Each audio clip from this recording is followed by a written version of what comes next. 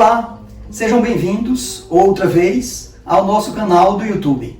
Amanhã é um dia muito especial para todos nós, Dia das Mães. Então, neste instante, em homenagem a essa mulher tão especial em nossas vidas, que nos concedeu o dom da existência, eu gostaria de fazer um prato delicioso, uma receita fácil, tipicamente portuguesa, e que no Brasil se convencionou fazer em momentos especiais, em comemorações especiais, nas festas natalinas, nas festas de final de ano, mas eu queria fazer de forma muito carinhosa, em homenagem a todas as mães, bacalhau na nata, que é o nome que se diz lá em Portugal, e que nada mais é do que bacalhau com creme de leite. Bem, vamos agora aos ingredientes.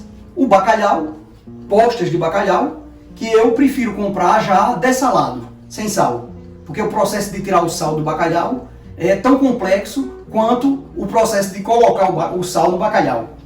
Cebola cortada em rodelas, não muito finas, batata inglesa também cortada em rodelas, e aí nós temos creme de leite, leite, azeite, pimenta, noz moscada e louro, que são os ingredientes, as especiarias que vão ser usadas para temperar, sal a gosto, queijo parmesão e azeitona preta. Nós vamos agora ao fogão ensinar para vocês passo a passo o bacalhau na nata.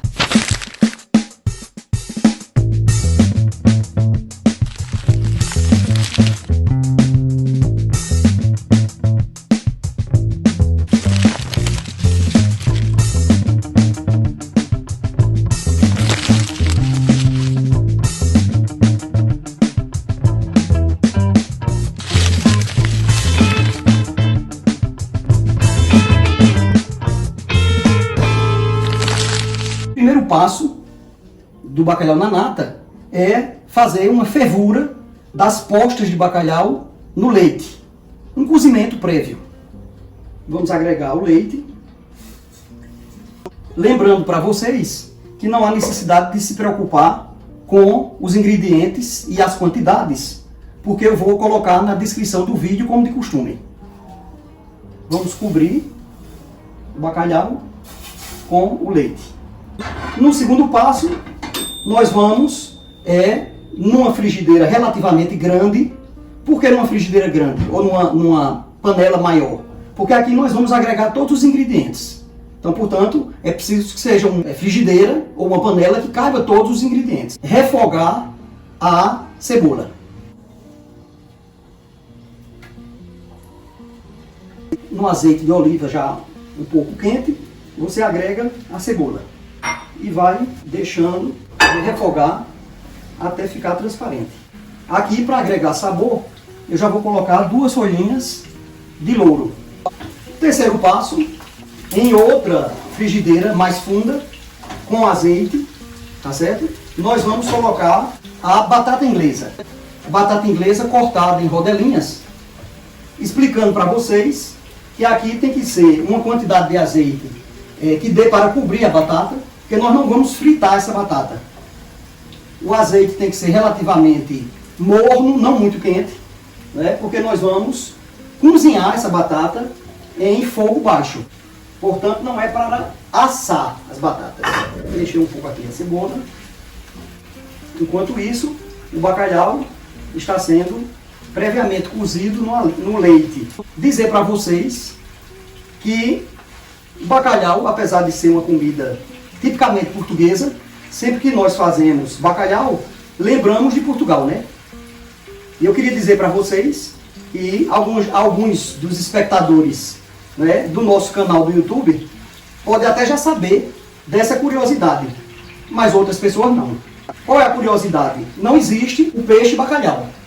Se alguma pessoa disser para vocês, eu já pesquei bacalhau no mar Lusitano de Portugal, pode dizer que é mentira de pescador, é história de pescador.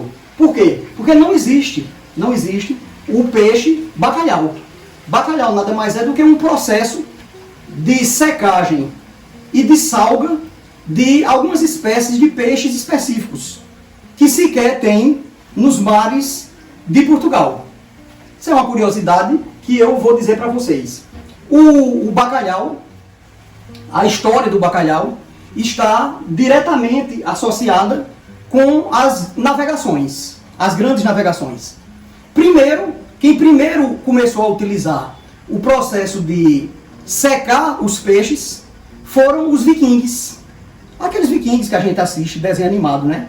Os vikings eram povos que viviam na região da Escandinávia, que são aqueles países ali, Noruega, Dinamarca e Suécia, e já no século IX, século X, os vikings utilizavam, né, aliás, do século VIII ao século XI, os vikings utilizavam esse processo, que era um processo de secar o peixe, né, para que isso facilitasse as grandes viagens.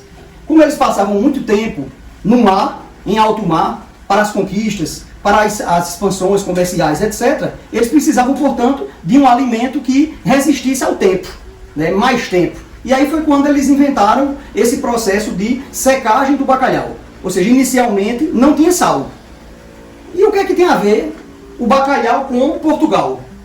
O que tem a ver o bacalhau com Portugal é porque, exatamente no período das grandes navegações portuguesas, né, lá do século XV ao século XVI, os portugueses se apropriaram dessa tecnologia vinda lá dos vikings e, a partir da orientação dos povos bascos, que viviam ali no mesmo período entre a França e a Espanha, agregaram sal ao bacalhau.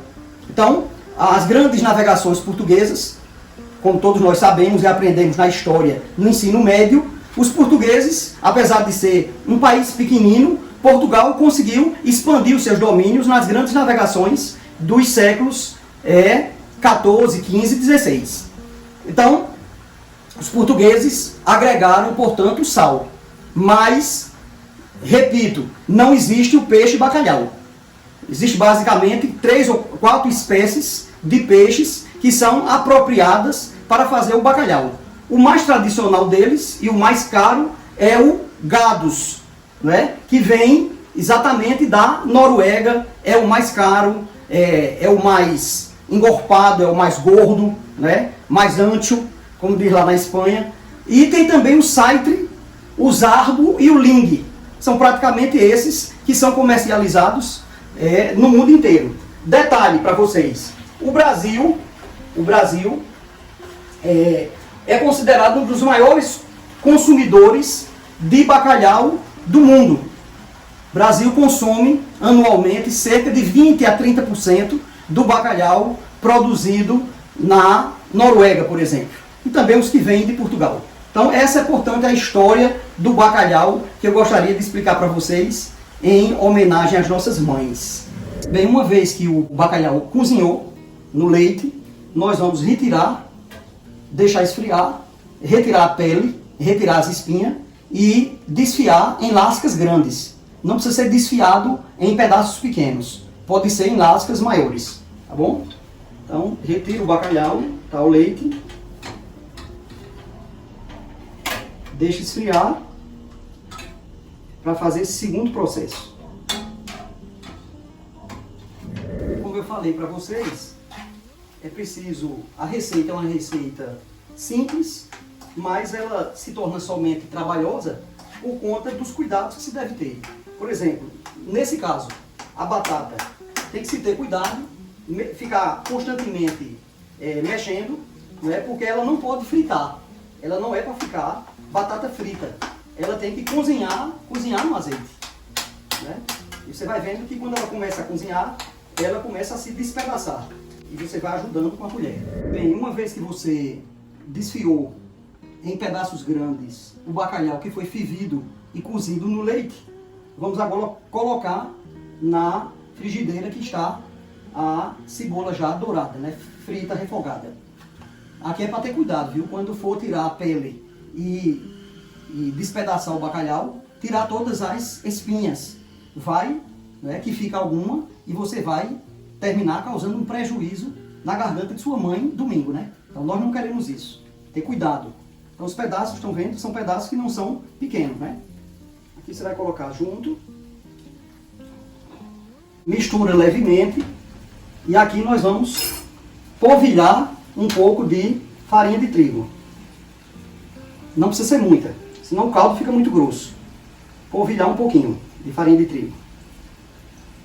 E vamos agregar o leite, parte do leite que nós utilizamos para cozinhar o bacalhau.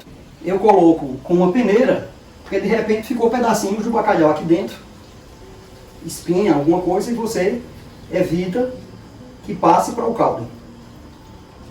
Cobriu aqui com um pouco de leite e agora você vai mexer para dar consistência. Veja que até agora eu não coloquei sal, porque geralmente o bacalhau já é salgado, né? Mesmo que você já compre ele dessalado, que é sem sal, ele já tem seu sal natural do processo de feitura do bacalhau, né? Então no final é que você ajusta.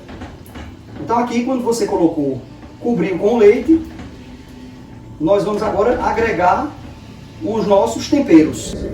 Além da folha de louro que já teve no início, que dá um saborzinho especial, nós vamos colocar pimenta do reino, e aí há aquela ideia de quanto baste, né? Ou seja, ao gosto de quem vai fazer ou de quem vai comer o bacalhau, né? Ou mais ou menos. E vamos agregar também noz moscada. Eu não gosto de comprar a noz moscada já triturada em pó. Eu prefiro comprar o grão e triturar na hora que vou usar.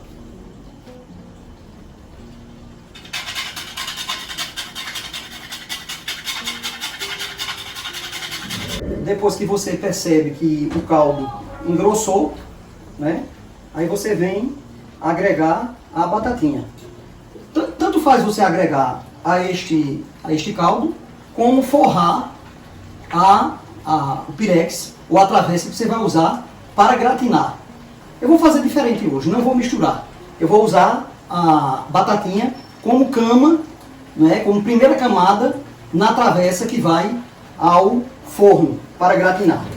Bem, agora nós vamos finalizar o prato para ir para o forno. Eu estou fazendo uma caminha com a batata.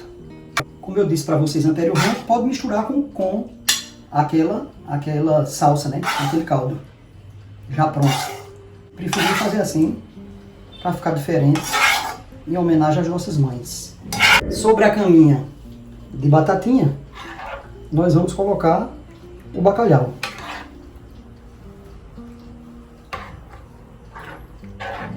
Bem, agora nós vamos decorar um pouquinho com azeitona preta, que também é um detalhe, né? Tem gente que não gosta de colocar azeitona preta. Isso vai muito do gosto de cada um. Agora vamos colocar o creme de leite.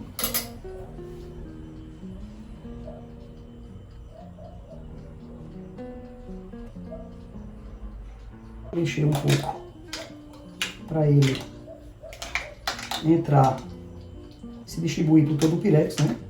Colocar o queijo. Queijo parmesão não é aquele de saquinho, não.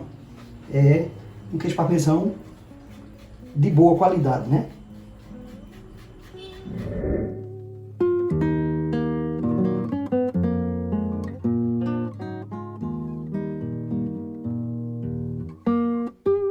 Chegamos ao final da nossa receita de hoje.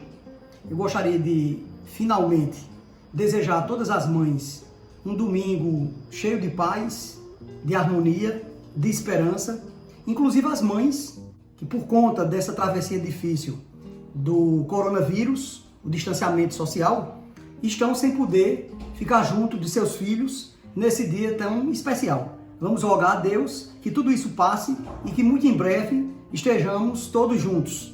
Vamos agora provar o bacalhau na nata, no creme de leite. Eu vou agregar um pouquinho de azeite, seleção especial, de uma azeitona especial Picual, da região de Jaén, da Espanha. Foi um presente da minha amiga Tina, o ano passado, em 2019. Esse é um dos azeites vencedores, dos melhores azeites da Espanha. E vamos agora provar. Muito bom. Delicioso.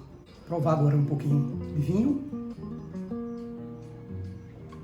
dizer que esse prato, normalmente ele é servido com salada verde, né, com tomates também, mas que no Brasil, por conta dos nossos costumes gastronômicos, geralmente se serve com arroz branco.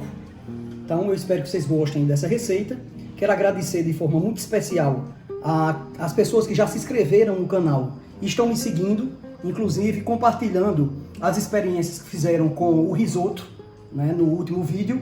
E dizer que quem ainda não se inscreveu, se inscreva, ative o sininho das notificações, divulgue este canal e mande sugestões, né? Essa receita, inclusive, foi uma sugestão de um professor da universidade que pediu uma receita especial para o Dia das Mães. Então, muito obrigado mais uma vez. Sigam Flávio Romero nas trilhas gastronômicas. Abraço!